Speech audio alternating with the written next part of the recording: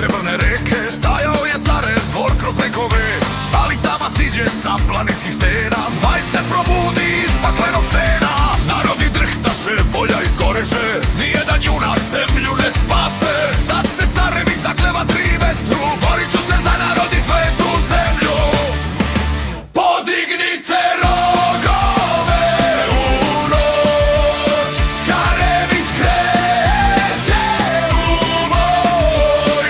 Protiv vatre krljušti zmajevog besa, rađa se junak iz naroda i lesa.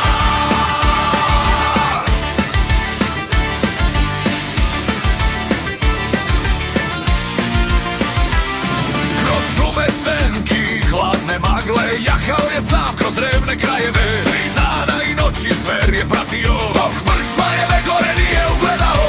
Tamo princeza u lancima čami, zmaje čuva već godinama samim. Reče plemeniti kneže, hrabrost pokaži, jer smrt ovo mesto zauvek porazi.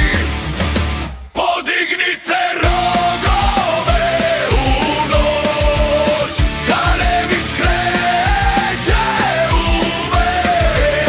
Protiv vatre krljušti zmajevog besa, rađa se junak iz naroda i lesa.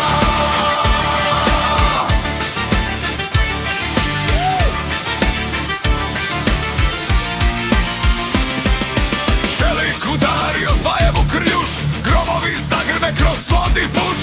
Krvi, plamen, oluja i kamen, nijedan nije hteo pasti ranjen. Kad je sunce jutro donelo, zmaj je pao i nestao celo. Carević podiže mač visoko, a sloboda poteče široko.